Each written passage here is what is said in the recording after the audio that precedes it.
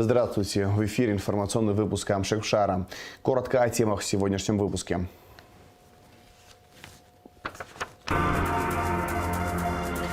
В Сухуми прошел круглый стол, где обсуждались актуальные вопросы современного государства. В Русском драматическом театре проходит режиссерская лаборатория «Сандро» по произведениям Фазиля Искандера. Завершил свою работу детский диабетический лагерь, в котором участвовали дети с сахарным диабетом и их родители из всех районов республики.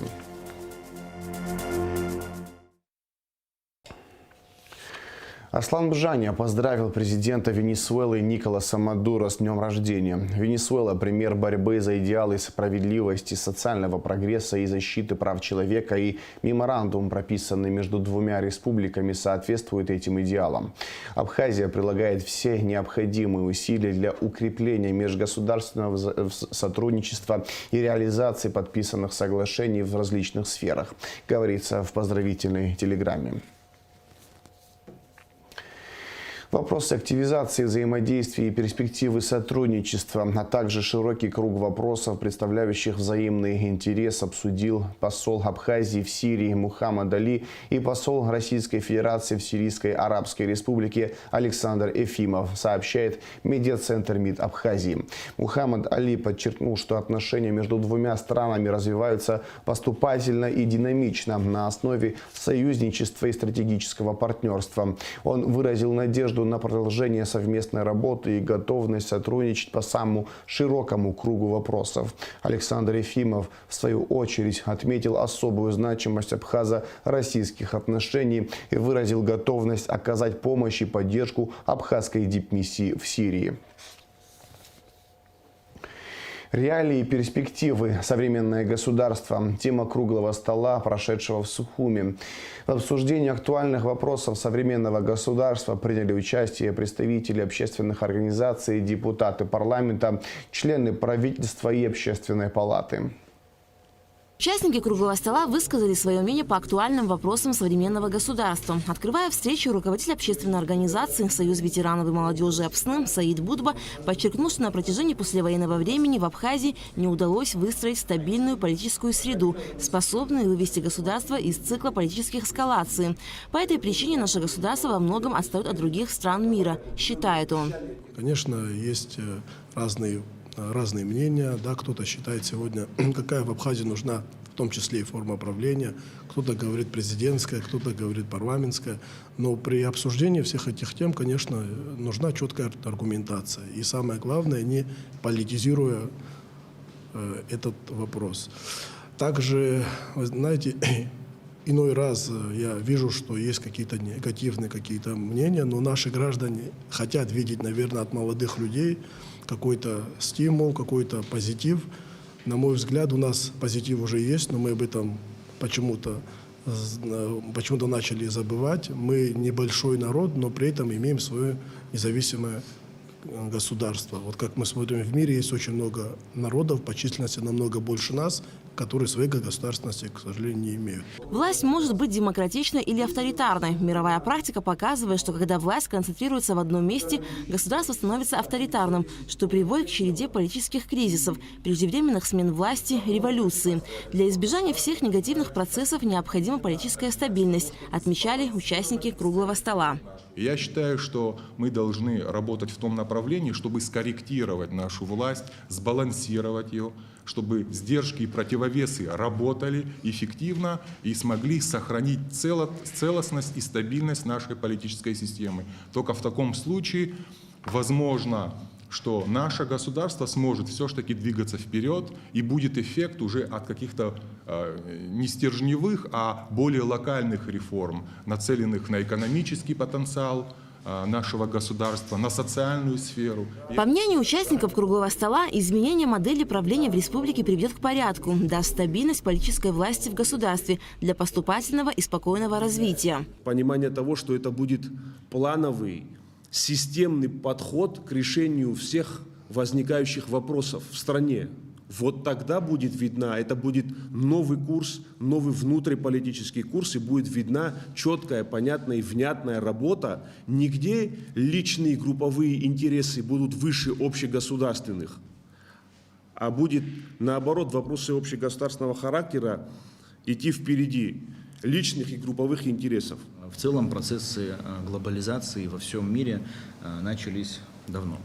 Однако с момента учреждения первых международных организаций государства стали сталкиваться с проблемами сохранения своего суверенитета при ведении международных дел, а также обеспечения национальной безопасности. Последующие мировые экономические кризисы, которые были в известный период, поставили перед развивающимися странами вопрос выбора.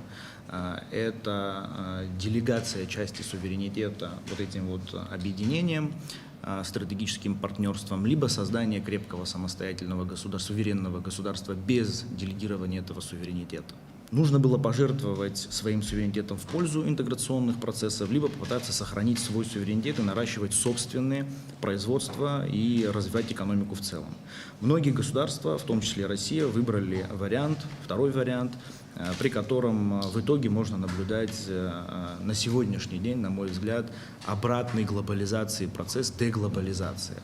И здесь абсолютно точно могу высказать свою позицию и устойчивое убеждение в том, что я придерживаюсь мнения необходимости сохранения национального суверенитета, максимальное использование механизмов развития экономического потенциала своей страны, в том числе и интеллектуального потенциала нашей страны, в обязательном порядке.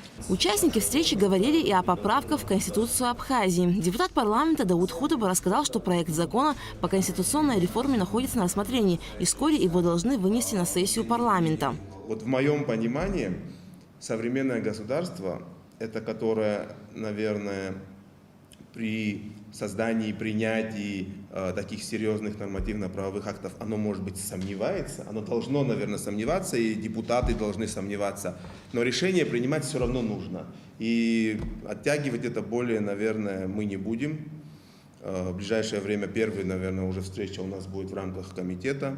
Мы пригласим и со стороны Общественной палаты, естественно, администрация президента. Андрей Львович лично всегда присутствует и участвует в нашей работе. Также обратимся и к руководителю данной комиссии, для того, чтобы уже и они присутствовали, и свое отношение уже к конкретному проекту, который сегодня находится в парламенте, выразили. Реформа в местном самоуправлении, мне кажется, она даст очень большой толчок.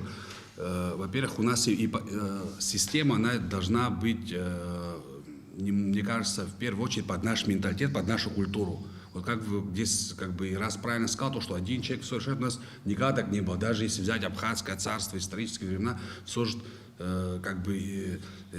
система приживается хорошо, когда она связана с историей, с культурой, со собственным, только тогда. Участники круглого стола отметили, что такие встречи полезны и их нужно проводить чаще. Альга Трапшина, Алгвинджи, Абхазское телевидение. За прошедшие сутки сотрудниками подразделения МВД выявлено и изъято более 130 незаконно действующих аппаратов по добыче криптовалюты. Подробности в материале пресс-службы ведомства. В результате проведенных оперативно-профилактических мероприятий по выявлению и пресечению незаконной добычи криптовалюты в Ачимчирском районе сотрудниками районного отдела внутренних дел совместно со службой государственной безопасности и специалистами Госстандарта Республики Абхазия на территории частного домовладения в селе Пакуаш обнаружено 86 аппаратов по добыче криптовалюты.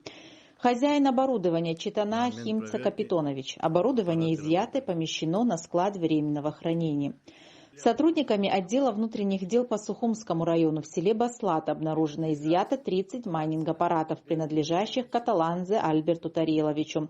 Мероприятия реализованы совместно с Госстандартом Абхазии сотрудниками РЭС Сухумского района.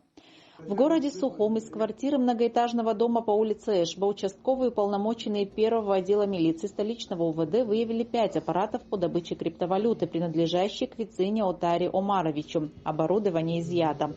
При проведении оперативно-профилактических мероприятий в селе Дранда сотрудниками отдела внутренних дел по Глурыпскому району в домовладениях по улице Курченко выявлено 2 майнинг-объекта. Изъято 3 аппарата, принадлежащие Тепекян Андронику Аганесовичу, размещенных в подсобном помещении. Работали 4 аппарата, принадлежащие Тепекян Армену Араратовичу. Также в селе Дранда, в доме по улице Победы, выявлено 3 аппарата по добыче криптовалюты, принадлежащие Бахтадзе Дауру Зурабовичу. Оборудование изъято и помещено на склад временного хранения. Все нарушители привлечены к административной ответственности. ЦРВ «Гала», Ачамчиры и Ткварчала обеспечены дизельными генераторами. Вопросы подготовки объектов здравоохранения к зиме обсудил министр Эдуард Будба с руководством районных больниц в ходе выездных совещаний в районы. На постоянном контроле главврачи держат вопрос бесперебойного энергообеспечения, готовность автопарка к ухудшению погодных условий, запас лекарственных препаратов и медикаментов на складах. Глава Минздрава поручил еженедельно информировать о положении дел в медучреждениях. Команда МЧС Абхазии примет участие в турнире по пожарно-прикладному спорту в Беларуси, который пройдет в январе следующего года в городе Бобруйске, сообщает пресс-служба ведомства. Турнир объединит участников из стран ближнего и дальнего зарубежья, что способствует развитию спорта, укреплению сотрудничества и взаимопонимания между работниками спасательных служб, говорится в официальном письме, направленном министру ПЧС Льву Квицине от имени председателя Бобруйского горисполкома Игоря Киселя. Творческое приключение, наполненное азартом, в Русском драматическом театре проходит режиссерская лаборатория Сандро по произведениям всемирно известного писателя, поэта, философа Фазилия Искандера. Для участия в театральном эксперименте в Русский театр приглашены 3 российских режиссера. Их главная задача за 3 дня вместе с актерами Русдрама поставить спектакль по мотивам рассказов Искандера. О том, что сейчас происходит в стенах Русского драматического театра, в репортаже Гугуцы Вардания. Я по дороге съел почти полкорзины грецких орехов. И никакой ореховой дурью не заболел. Знаменитые цитаты, выражения, отрывки из повести Искандера Сандро из Чегема сегодня доносятся из каждого уголка Русского театра драмы, который носит имя великого писателя с 2017 года. Здесь всегда кипит жизнь, но в эти дни по-особенному. Ведь репетиции идут не только на сцене, но и в фойе, коридорах и на каждом этаже театра. Так проходит режиссерская лаборатория Сандро в Русдраме. Это творческий эксперимент, сложная динамичная работа от зарождения идеи до воплощения. Главная задача в кратчайшие сроки – поставить спектакль по мотивам произведений Фазилия Искандера. Для участия в театральном приключении в Русдрам приглашены 3 российских режиссера, выпускники ГИТИСа и Российского государственного института сценических искусств. Его дожидается невеста. Невеста? Ну дожидается невеста. Белая, как снег. Рассказ Искандера с греческими мотивами «Харлампо» и «Деспина» в стенах Русдрама впервые ставит греческий режиссер и выпускник ГИТИСа Василиос Самуркас. Вот такие возможности дает режиссерская лаборатория Сандро в этом году. Там греческая тема. И для меня было безумно интересно, что с артистами тут, в этом прекрасном театре, сделать Искандера по-гречески. И Ираклий срочно мне написал, если могу в течение дня, просто я был в Москве, и завтра можешь приехать в Абхазию. Я думал, как, что? Эскиз по Искандеру, но слава богу, я 3 года назад уже прочитал Искандера, и я решил приехать первый раз в Абхазию. И я очень рад, что я вижу и чувствую себя как дома. У режиссеров и актеров театра практически нет времени на перерыв. Нужно играть, продумывать, учить и чувствовать. В этом зале режиссер Олеся Невмержицкая ставит пастуха Махаза. До 3 часов сейчас нам сделать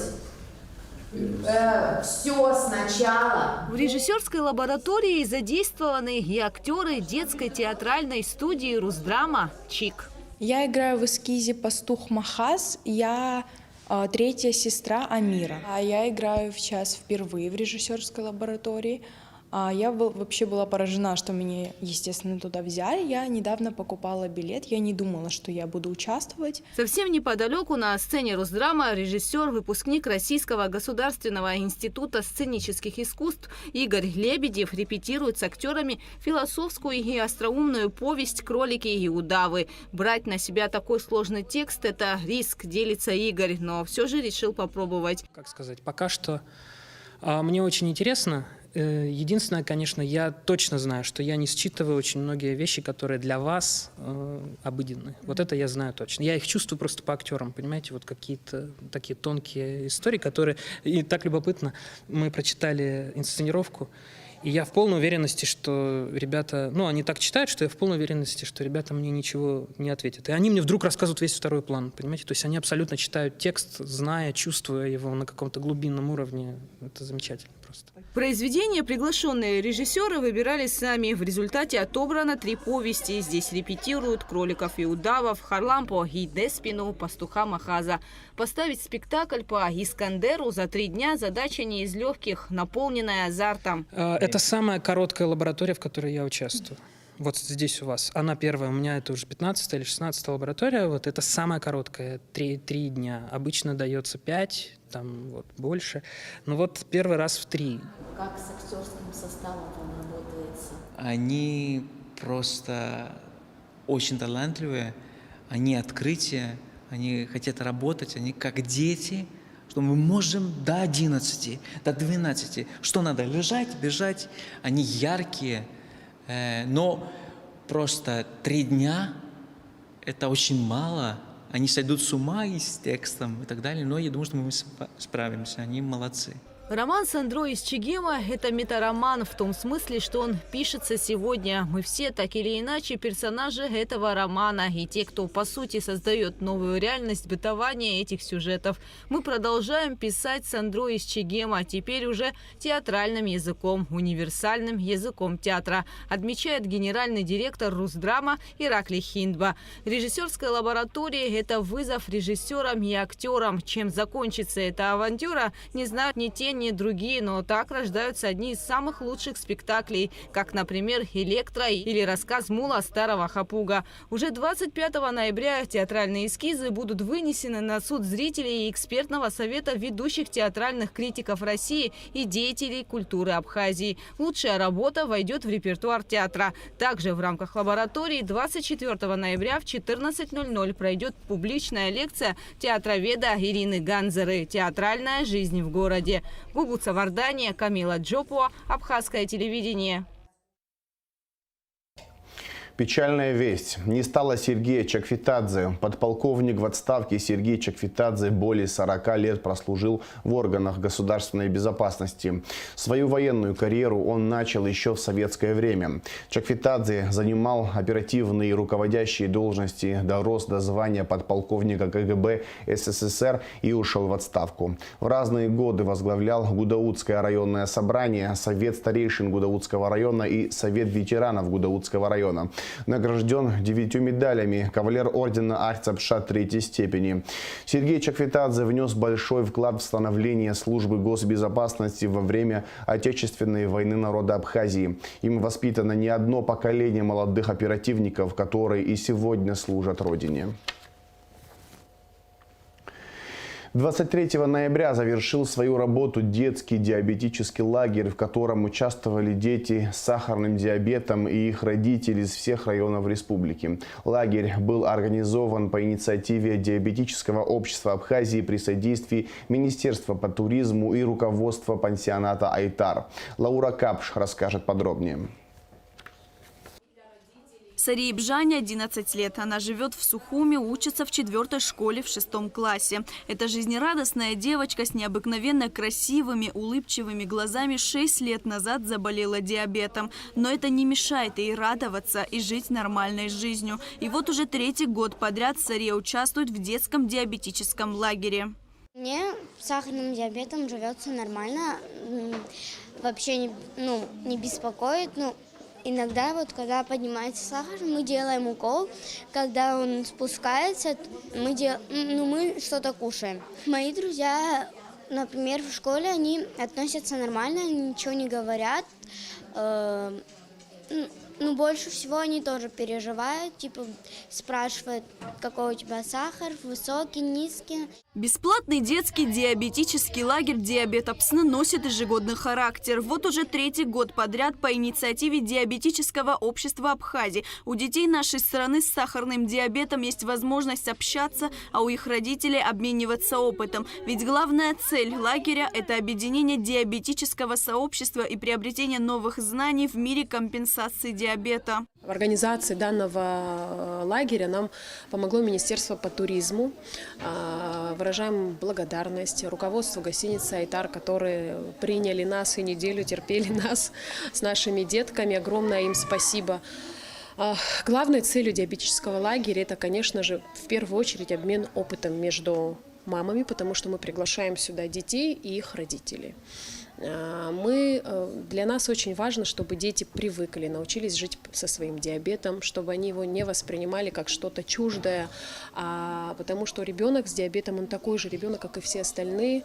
Диабет становится неотъемлемой частью их жизни, и жить с ним правильно, грамотно, именно этому мы их обучаем здесь. 15 детей из всех районов Абхазии имели возможность послушать ряд лекций от российских экспертов, узнать о новейших гаджетах, облегчающих жизнь диабетиков. Также была возможность пообщаться с психологом. Это в большей степени было необходимо детям, которым диагноз диабет был поставлен недавно.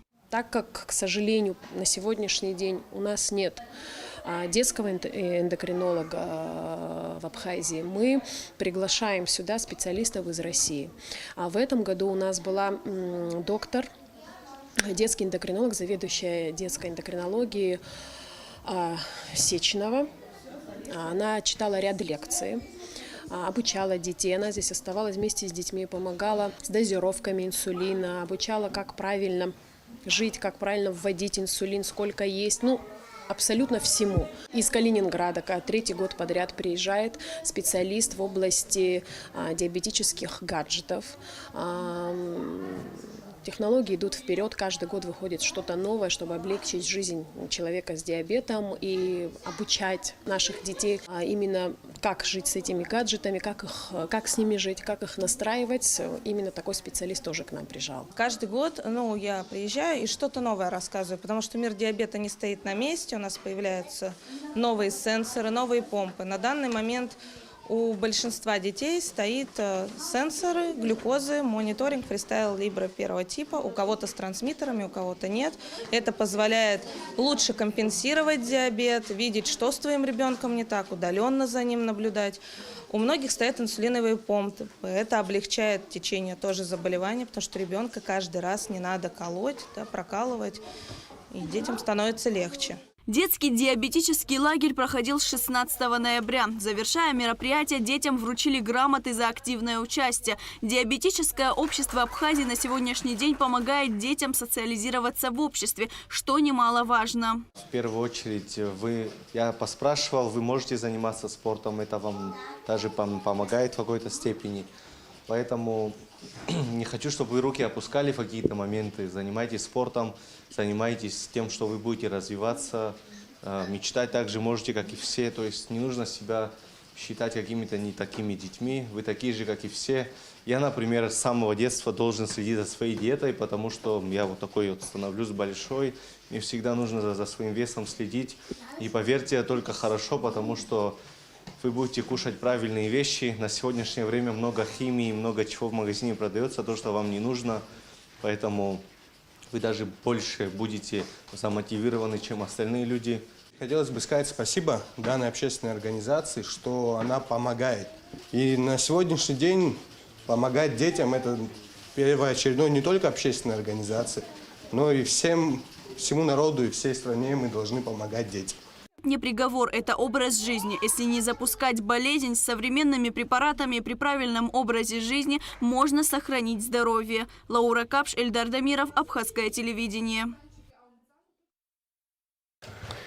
В преддверии юбилея Союза писателей Абхазии в республику прибыла делегация Союза писателей России во главе с председателем организации Николаем Ивановым. В честь знаменательной даты на аллее абхазских писателей имени основоположника художественной литературы, народного поэта Абхазии Дмитрия Гулия было высажено дерево дружбы, клен и осеннелистный фламинго. Мероприятия, посвященные 90-летию Союза писателей нашей страны, пройдут в Сухуми 24 ноября. Сегодня действительно один из знаменательных дней для абхазской национальной литературы, для всей нашей республики, потому что завтра, 24 ноября, мы отмечаем юбилей Союза писателей, 90-летний юбилей, и в честь этой даты на юбилейные торжества приехали наши гости, коллеги из Российской Федерации, прежде всего во главе этой делегации председатель правления Союза писателей России Николай Федорович Иванов. Он вместе здесь с нами, и сегодня благодаря него мы опять вместе. Это для нас, конечно, имеет большое значение для наших дальнейших взаимосвязей, прежде всего творческих, конечно же, и человеческих. Земля Абхазии для меня, она дорогая, она святая. И люди, которые населяют эту землю, которые защищали эту землю во всех войнах, да, это показатель высоты, нравственности всего народа. Я искренне поздравляю и писателей с их знаковым юбилеем. Я поздравляю народ Абхазии с тем, что у них такая знаменательная дата у писателей, а значит и у народа. В Гудауте прошло заседание оперативного штаба по борьбе с незаконной добычей криптовалют. На совещании обсудили показатели потребляемости электроэнергии, нагрузки на электросети и другие актуальные вопросы. Подробнее в материале наших коллег из Гудаута ТВ. По указу президента в связи с участившимися фактами незаконного подключения к энергосистеме оборудования, предназначенного для добычи криптовалюты по Гудаутскому району, был создан оперативный штаб. Заместитель главы Валерий Авицба обратился к населению с просьбой проявить уважение друг к другу и приостановить работу незаконного оборудования для добычи криптовалюты. В первую очередь это отключение тех электроприборов, которые не являются необходимыми для вашего жизнеобеспечения. И второе, что немаловажно, производить оплату за потребленную электроэнергию, потому что это очень взаимосвязанная вещь. Некоторые считают, что плата не важна, но мы не сможем нормально реагировать на те проблемы, на те аварии, которые происходят, если не будет возможности именно финансовой, материальной и технической, которые напрямую взаимосвязаны именно с оплатой за потребленную электроэнергию. Получается, что человек, который зарабатывает деньги на криптовалюте, по сути зарабатывает их за счет тех людей, которые платят за электроэнергию. И самое важное, что он этим самым ухудшает электроснабжение и свое, и всех своих, в первую очередь, соседей. Всем неравнодушным гражданам, кому не безразлична ситуация с электроэнергией в стране, просьба обращаться по вопросам незаконной установки оборудования по добыче криптовалюты, звонить по данному номеру 7 840 245 7102. Анонимность обращения гарантирована. Рафида Смыра, Стамурайба, Гудаутское районное телевидение. В Республиканской детской юношеской спортивной школе игр стартовал международный турнир по баскетболу среди женских команд «Кубок дружбы». В турнире принимают участие 5 команд, 4 из Абхазии и 1 из Краснодара. Соревнования будут проводиться по круговой системе и завершаться 26 ноября.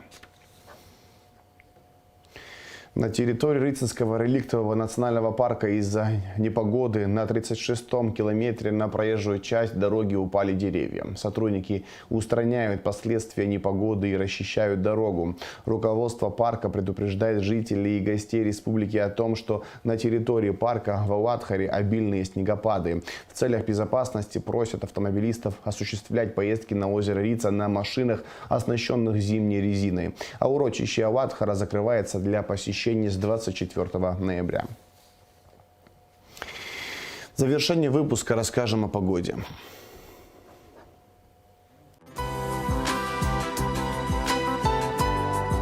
По сообщению гидрометцентра, в пятницу 24 ноября на территории Абхазии ожидается дождь, возможно гроза, в горах снег.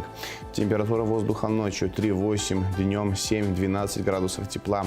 Температура морской воды плюс 15 градусов.